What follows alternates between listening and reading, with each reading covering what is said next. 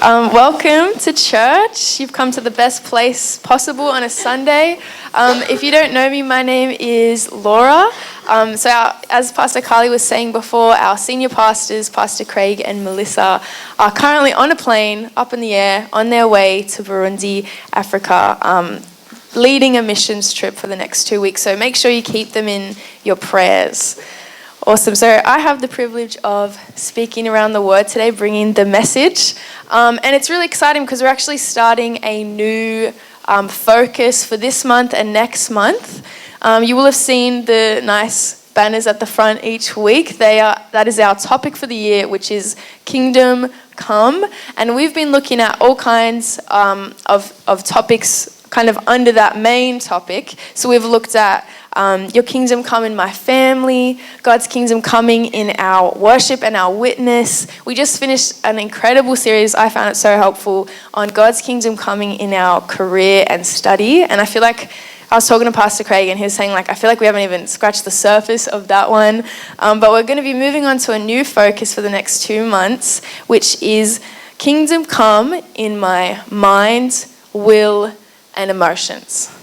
So if any of the other topics you didn't quite relate to, I'm guessing everybody here has a brain, has a mind, so you'll be able to relate to this topic. So it's going to be so good. You may have heard Pastor Craig saying, God's kingdom comes wherever God is ruling and reigning as king. So I want you to just, before we get into this, this intro to this new topic, ask yourself, is God ruling and reigning in your mind, in your will, your decisions, and in your emotions? Is he ruling and reigning in that space? So I've been praying a lot for this Sunday. I've been praying a lot for all of you. And I'm really believing that God has given me a word today that is going to set some people free. I had this picture even this morning. I was reminded of in Mark 4, it talks about the disciples had gotten on a boat with Jesus and they were sailing across to another place. But while they were sailing, this big storm came and they're freaking out. The waves are massive. The wind is absolutely raging. And Jesus, he's asleep on the boat and they wake him up and they're like, Jesus, what are you doing? Do you not care if we drown? And Jesus wakes up at that moment and he tells the wind and the waves to be quiet and to be still. And in that moment, the storm calms down. And I just had this sense that I think there's some people here, maybe you can relate to this, that when it comes to your mind, you feel like there's a bit of a storm there, a bit of a battle, like it feels a bit chaotic. And I really believe that if you would lean in, if you would press in today, that God can bring a peace and a quiet to the storm that's going on in your mind. I think there's some people here that have been trying to break these negative mindsets. Maybe it's been an addiction, maybe it's been a low self-esteem or self-doubt, maybe it's been a mental health issue, maybe it's just been a dryness, like a flatness. I really believe God's going to bring breakthrough into your mind today, but he doesn't push himself onto you. He wants you to willingly accept him. So I just encourage you today, be open, be vulnerable with God. He is so trustworthy and he's so good and he wants you to have freedom in your mind, will, and emotions. He wants his kingdom to come in your mind. Awesome. So what goes on in your mind actually matters. The thoughts you think matter, the emotions you feel matter, the decisions that you make really matter. And God cares about what goes on in your head. And he sees what goes on in your head. We can't read each other's minds, but God can read your mind. So I thought we'd start off in Matthew 6, verse 31 to 33. So if you have your Bible, feel free to turn there. If not, it's all good. I'm going to read it, and it's going to be up on the screen. Awesome. So Matthew 6, 31 to 33 says, this is Jesus speaking. And he says, so don't worry about these things, saying, what will we eat? What will we drink? And what will we wear? These things dominate the thoughts of unbelievers. But your heavenly Father already knows all your needs. Seek the kingdom of God above all else and live righteously, and he will give you everything that you need. So this passage is teaching us to put God's kingdom first, is urging us to have God's kingdom come in our lives.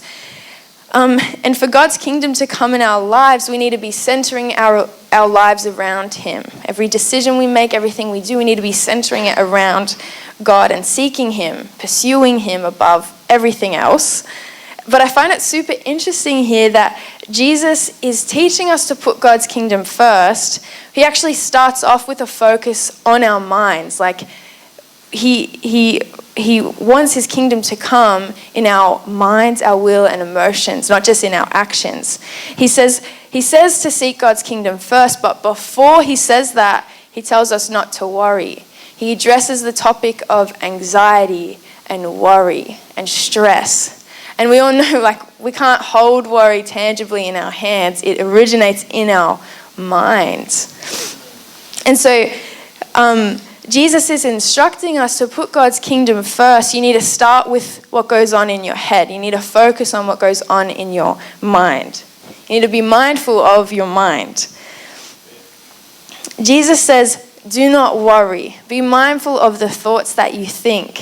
Don't get consumed with the worries of this world, but focus your mind onto me. When you focus your mind on His kingdom, that's when His kingdom comes in your mind, your will, and emotions. So in order for God's kingdom to come in our lives, you might be sitting here today and maybe you don't know God, but maybe you do, and you're like, I really want God's kingdom to come in my life. I love this topic, and I want to live a life for Jesus. Well, in order for God's kingdom to come, you can't ignore the topic of your mind. We need His kingdom to come in our thoughts, in our will, in our emotions, in everything that goes on in our head. So what goes on in your mind really does matter. I think often we can get caught up in actions. I know I can. Ticking the tasks off. I love ticking off a list. I like to cross off, like I'll write a list and then cross it off one by one. I feel so good when I can get tasks done. I don't know if anyone else is like that. But I think sometimes I can get caught in a loop of, like, if I do these certain things, then that's God's kingdom coming in my life. Like, if I tick off these boxes, that means God's kingdom is coming. But actually, we're called to more than just doing. We're called to more than just tasks, just tick boxes. God doesn't just want your actions. He wants your hearts. He wants your whole being, your mind, your will, your emotions. He wants it all. There's this cool verse in Hosea 6, verse 6, and it says, I want you to show love, not offer sacrifices. I want you to know me more than I want burnt offerings. I know when I read this, the way I interpret it is that God, He wants us. He wants you. He wants you. He doesn't just want your actions. He doesn't just want what you do for Him. He doesn't actually need anything from you. He's God. He's almighty and all-powerful. He has everything He needs, yet He wants you. Like, He actually wants your heart. And He actually loves you. Doesn't just love what you do for Him, He loves you as you. And He, not only that, is He wants you to want Him too. He doesn't just want it to be one way. He wants you to want Him. He wants you to love Him. He cares about the heart. God doesn't want you just mindlessly following Him, doing without really knowing, ticking off tasks, but not really knowing God, not really loving Him. He doesn't just care about what you do. He cares about what goes on in your heart and in your mind. So there's a big difference between doing a task to tick it off and putting your heart into it. You've probably been to a restaurant before and had a waiter or a waitress serve you, and there's a big difference between someone who is putting their heart into it and someone who's just trying to, like, get through their shift. You can tell the difference, right? Maybe they're doing all the same things. They're bringing you your food, they're taking your order, but there's a big difference between a waitress or a waiter who wants to be there and is putting their heart into it, or someone who's just, like, trying to just get it done. God doesn't want you just ticking stuff off. He wants you to put your heart into it. Jesus said in Matthew 22:37, love the Lord your God with all your heart, with all your soul, and with all your mind. That doesn't just say love the Lord your God with all your actions. It says with all your heart, with all your soul, and with all your mind. I'd like to paraphrase that In other words, it says, love God and put your heart into it. Jesus is instructing us to love him with our whole being, with all our mind. Not just our actions, but with our thoughts, with our decisions, with our emotions, with what goes on in our head. It's not enough to just do. It's also about what we think. It's also about what's going on up here. Have you ever done something mindlessly?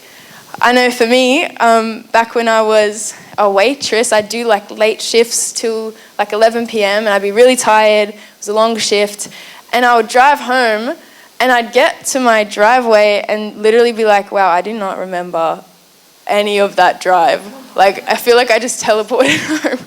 I know that's really bad. Has that happened to anyone?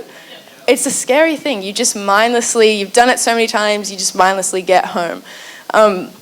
There's lots of moments where we do things mindlessly. Hopefully, when you go to the toilet, you just don't even think and you wash your hands. I hope. Maybe that's not the case, no judgment. Or when you get in the car, like you just don't even think, you just put your seatbelt on. Like it's just a mindless thing you're just used to doing. Or maybe you don't really need to think about your breakfast in the morning, you just make it because it's just your routine and you do it.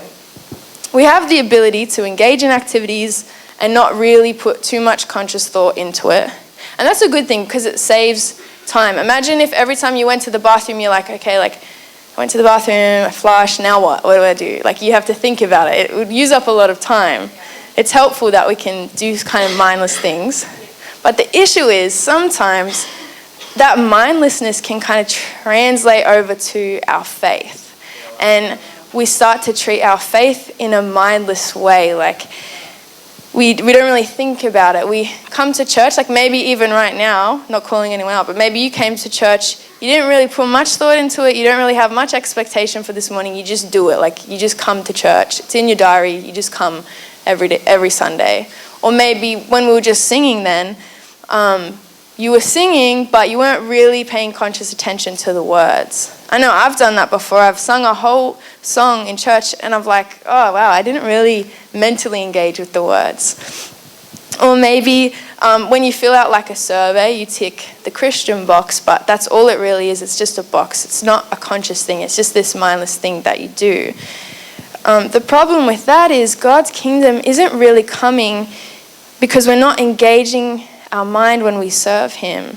You can do all the things, but if you're not actually engaging your mind, it's kind of pointless. It's like that waiter who's just doing the task, no heart in it. So God's kingdom comes whenever he's ruling and reigning as king.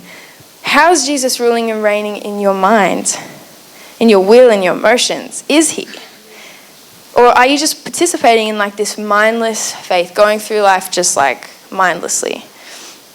You know, God has so much more for your life than just going through the motions. He doesn't want you just to do faith. He wants it to be an active part of your life. He wants you to put your heart and soul into it. He wants his kingdom to come in your mind, your will, and emotions. Love the Lord your God with all your heart, with all your soul, and with all your mind. So whilst our actions are visible, but our thoughts are not visible, God still cares about what goes on in our head.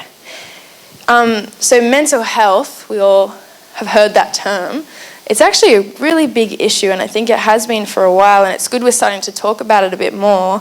But it's a big issue, especially here in Australia. I looked at a study by Mission Australia, and they surveyed a bunch of young people in Australia, and mental health was one of the top concerns that teenagers have these days. Something that they're worried about is mental health. The Australian Institute of Health and Welfare found that 1 in 5 adult Australians, so that's people 18 plus, 1 in 5, and 1 in 7 children and adolescents, so that's kids aged between 4 and 17, they were diagnosed with a mental health disorder in the last year.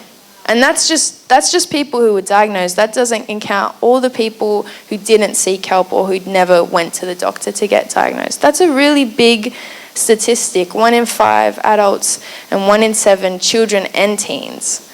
So mental health, it's a big deal. And I don't know where you're at today, but likelihood is, looking at these stats, there's going to be some people even here today that I'm part of that stat. Maybe you haven't been diagnosed, but you know that you struggle with your mental health. You're not alone in that. I just want to say it's okay to struggle. And lots of people do, and God cares about where you're at. So mental health disorders, mental health struggles, they affect, among other things, but they affect a person's mind, will, and emotions. And so it's important to pay attention to what goes on in our mind. If so many people are struggling, we can't ignore our mind. We can't ignore what's going on in our own head and in other people's as well. We need to think about what we think about. God doesn't expect you to ignore your own thoughts and emotions. He wants you to notice them, and he wants you to invite them in. So just personally, I've struggled with anxiety on and off for quite a long time. Like, I'll have moments of like pretty intense panic or just feeling really overwhelmed. And I remember growing up, I don't really know where I picked it up, but I struggled, I'd have this moment of anxiety and really intense stress. And then afterwards, it would just be followed by intense guilt, so much guilt. And I'm I'm a bad Christian, why am I stressing? I'm supposed to be joyful, I'm supposed to have peace, I'm weak, why am I like this? And I just end up on this cycle of anxiety, then guilt, and then that would trigger more anxiety, and it's just this endless loop. And God has really been teaching me, particularly just recently, this isn't something I've sorted years ago, it's something God's actively teaching me at the moment, that guilt is actually false guilt. God cares about what goes on in your head. And so often when I'd have that guilty feeling, I'd think, okay, next time I feel anxious, I need to not tell anyone about it. I need to not tell God about it. I need to just be quiet, shove the feelings down, be a good Christian, and just smile. And God's been really teaching me that's actually a really unhealthy way to view your mind, will, and emotions, to just shove things down and block him out of what's going on in your head. In young adults, we've actually been doing a focus on mental health over the last many weeks. So you should come to young adults tonight, it's going to be really good. But we've been looking at some teachings by Pastor Craig Groeschel. He's the senior pastor of INChurch. And he was speaking on anxiety, and he actually was talking about how anxiety is a signal alerting you it's time to pray. So rather than viewing anxiety as a guilt thing, view it as a signal alerting you it's time to pray. Your worry and your stress it shows your need for God. It shows that you can't do it on your own. And this has really helped me and been really freeing for me to understand that rather than retracting from God when I'm struggling with my head, that's the moment to push it in even further. That's the time to bring what's going on in my mind to God. And there's this amazing verse in Psalm 55:22. It's one of my favorites. It says, "Leave all your cares and anxieties at the feet of the Lord, and measureless grace will strengthen you." To me, this verse is saying God actually wants you to invite him into those deep, dark parts of your mind. He wants you to bring your cares to him. And we do that by talking to him about it, by praying. Loving God with your mind, his kingdom coming in your mind, doesn't mean pretending like you have it all together. It doesn't mean you're always going to feel 100 million% happy. That's unrealistic. But it does mean inviting God into those dark places, inviting him to come in to those places that no one else sees, allowing him to bring his light where there is darkness. John 8:12 says, this is Jesus speaking, he says, "I am the light of the world. Whoever follows me will not walk in darkness, but will have the light of life." Jesus wants to bring light into your life. Jesus says he is the light of the world. So when we block Jesus, when we don't include God in our thoughts, when we block, it's like we're blocking out the light and we're creating a darkness in our mind. When things are dark, it's hard to see. It's hard to navigate properly. We know what it's like to be in the dark. It's a little scary. And so when we're blocking Jesus, when we're not talking to God about what's going on for us, we're just walking in darkness. When I was a kid, I was very, very afraid of the dark. And I remember this one time, my big sister Rachel and I were staying over at my Olma's house, my grandma's house. And the rooms in her house were just so dark. They just felt like this new level of dark for some reason. I think her curtains were really thick or something. But I just remember being in bed, like next to my sister. The light was turned off, the curtains were shut. It was so pitch black. I couldn't see anything. And my sister and I, we convinced ourselves that there was literally a monster like in the room with us, and we're just like staring at it, and we're like getting more and more scared. And I'm like, Rach, do you see that? She's like, yeah, I see it. And we're just like so scared.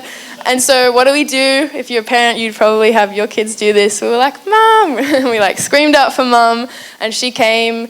She probably didn't come running. I think by that point she knew. We like carried on a little bit, but she came into the room and she opened the door, and as she opens the door, light from the hallway flooded in. And then she turns on the light and the room is light. And we're like, and she's like, what is it? And we're like, oh, we could have sworn there was a monster there, but like there was nothing there. When the light came, there was literally nothing there.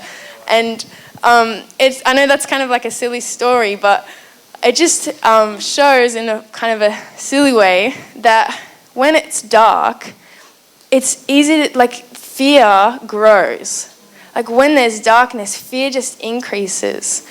But the second light comes, the fear just dissipates, like it just dissolves.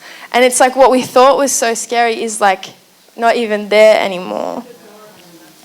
Jesus wants to bring light into the dark places in your mind. He wants you, just like my sister and I called out to my mum, like, we're so scared, can you come, turn the light on. Jesus wants you to do the same to him. He wants you to say, Jesus, I feel like I'm stuck in the dark. I don't know what to do. Can you come and bring your light? And he will. He actually wants his kingdom to come in your mind, your will, and emotions. Recently, my husband Matt and I got some blinds installed in our house, and the blind guy came. Not he wasn't blind, he could see, but like he's like the blind guy. He came and we were just like chatting to him, and he found out that I was a social worker in a school, and so we're talking a little bit about mental health. And he shared something really interesting. He said that during the lockdowns, his company wasn't allowed to go to people's homes to install blinds because they, safety and stuff. But there was one exception that they were allowed to go to people's homes, and that was when if somebody's blind got stuck in the down position, like got stuck shut, the government allowed them, they actually mandated them to go to those houses as quick as they can to fix the blind so it could go back up again. Because they recognize that when someone's stuck in the dark, so if someone's blind is down, it's going to create darkness, and that actually causes a downward spiral to people's mental health. And so they were like, if someone's blind is stuck down, if it's stuck all the way up, they were like, nah, don't go to their house. But if it's down, you need to go fix it, because that's how big of effect darkness has on our mental health. Like even just physical darkness can cause a downward spiral in your mental health. I just found that really interesting. So we need light. We need physical light, we need sunshine, and we need the light of Jesus even more than sunshine.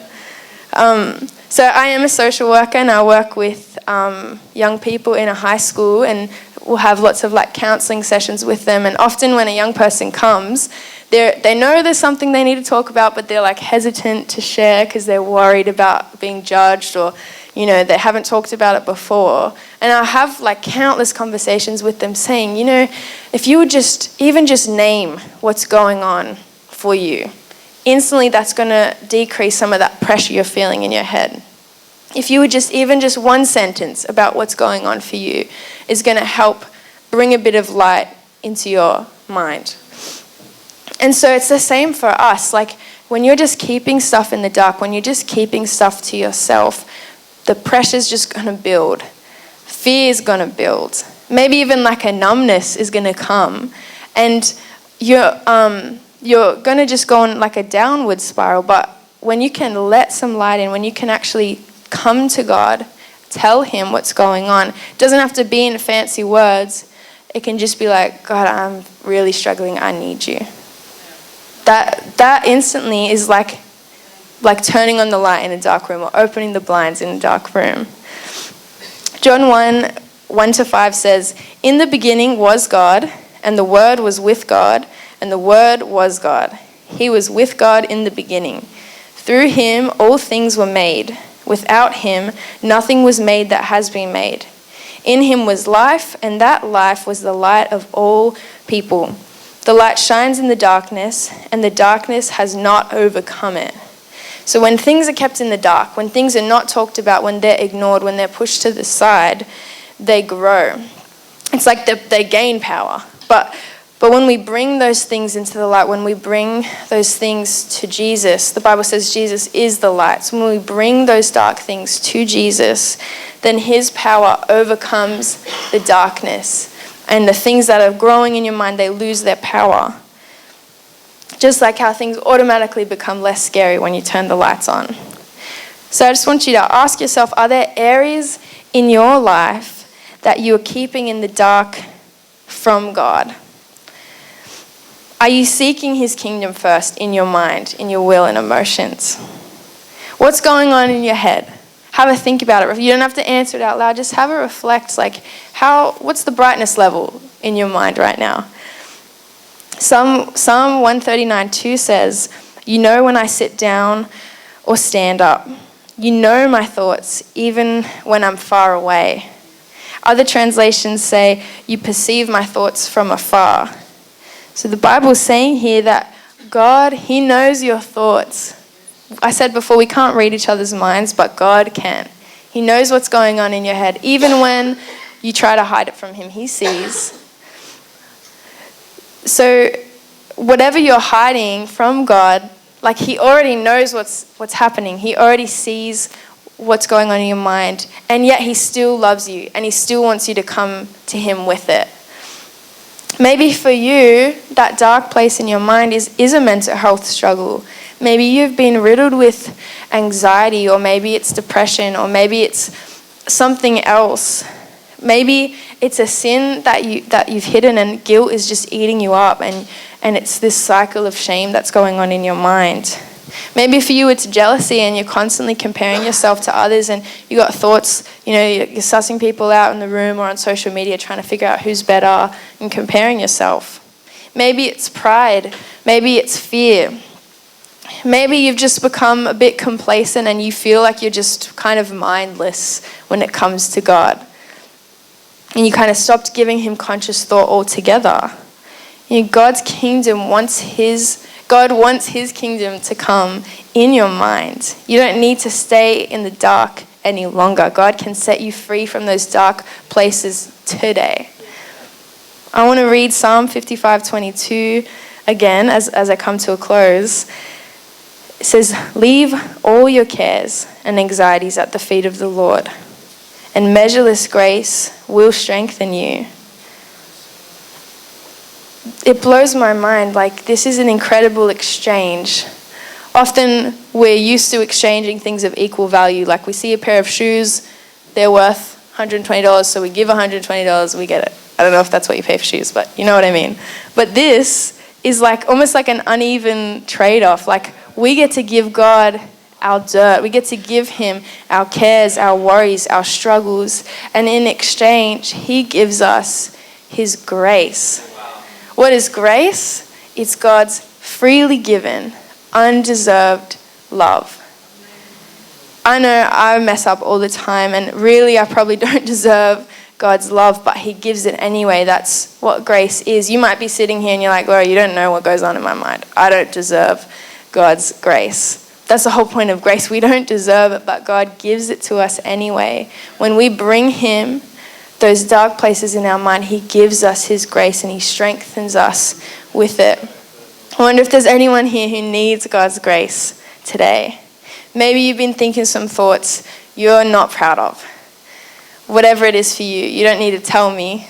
But maybe you've been thinking some thoughts you're not proud of, and maybe they've even led you to sin, and you're feeling guilty about that. Or maybe you've just felt like you've just been in the dark, you've been blocking God out, and you're just in the dark, and that Jesus hasn't been ruling and reigning in your mind, will, and emotions. If you would bring that to God this morning, if you would bring it to God, if you would tell God what's going on, lay them at his feet, he exchanges them with his grace. He gives us his grace. And when you do that, everything can change for you. You don't have to be imprisoned by your thoughts. The light of God can come in your mind today. His kingdom can come. You just need to let him.